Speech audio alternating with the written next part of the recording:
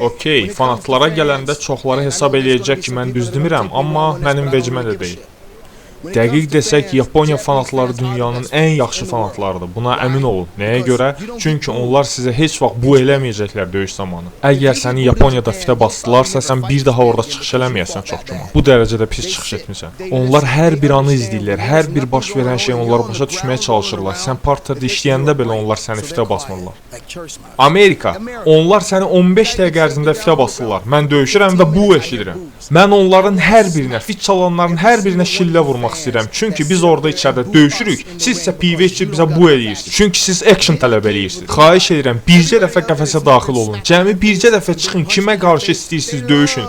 Onlar sadəcə boş-boş danışırlar ki, qəfəsə çıxsam belə eləyərəm, elə eləyərəm. Əgər sən qəfəsdə olmamısansa, belə eləyərəm, onu döyərəm, onu aşırdaram deməklə deyil. Matt Madison.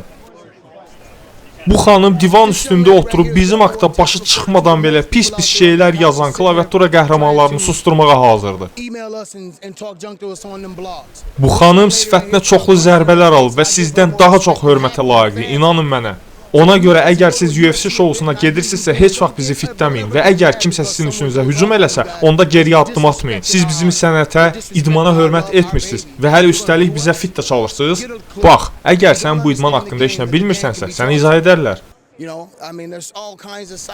İllər əvvəl bu idmanın necə yarandığı haqqında öyrənmək lazımdır. Heç çoxları bilmir ki, bunu Hansa Gracie ailəsi başlayıb. Çoxları belə əmindir ki, bunu Matt Hughes və Hansa Gracie başlayıb, hələ Royce Matt döyüşən zaman. Mən sadəcə belə fikirləşirəm ki, insanlar gördüklərini tam anlaya və zövq ala bilmirlər ondan. Mənim hətta bir dəfə yadımdadır, bir dəfə oğlanı elə fitə basdılar ki, bilirsən dostum, sən döyüşməyə çalışırsan və çalışırsan ki, sənin qolunu cəhənnəmə qopardıb aparmasınlar. Sən o pozisiyada qalmağa davam eləməsən, sənin qolunu qopardacaqlar. Və bu zaman nə baş verir? Fanatlar başlayırlar səni fitə basmağa. Bax, mən buna öyrəşmişəm, mən action vermişəm hər dəfə onlara, onları doydurmuşam və buna görə də mən döyüşün çoxunu uduzmuşam. Ona görə mən hər dəfə tələbələrimə deyirəm, fanatlara fikir verməyin, onlar heç bir şey bilmirlər. Bütün bunlara görə də mən daha döyüşlərə getmirəm. Çünki mən gedirəm, otururam onların arasında və onlar fit çalırlar. Amma onların üstünə gedəndə hamıya sifətini aşağı salır.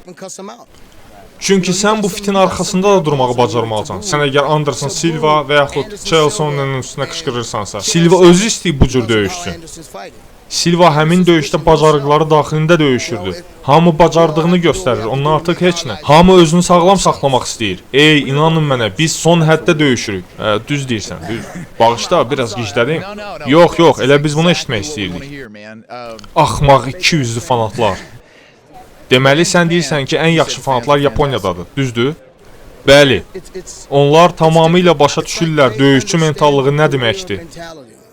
Onlar fitə basmırlar, qışqırmırlar, sadəcə sakitcə oturub döyüşə baxırlar. Deməli, mən bir dəfə Krokopla döyüşürəm.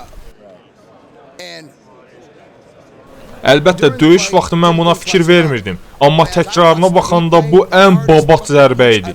Mən ona zərbə indirəndə echo bütün zala yayıldı, çünki sakitçilik idi. Sən zərbəni atırsan və səs bütün zala yayılır. Bax, belə fanatlar da orada. Onlar hər şeyi görmək istəyir, hər bir keçidi. Braziliyalı fanatlar çox yaxşı fanatdırlar. Aman Allah, onları çox sevirəm mən. Onlar da səni heç vaxt fitə basmırlar. Çünki onlar başa düşürlər ki, döyüş davam edir. Onlar hər bir anı görmək istəyirlər. Gözəl fanatdırlar.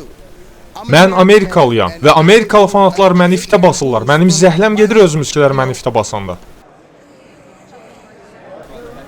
Bilirəm, birdən-birə bambit elədim, amma vecimə deyil açığı. Amma bu bizim işimizdir, mən bunu etməliyəm. Evdə bizə ailəmiz gözləyir, etdiyimiz hər bir şey onlar üçündür. Bilirsən, mən ortaya hər bir şeyimi qoyuram. Sən bu idmanda ölə bilərsən, dost.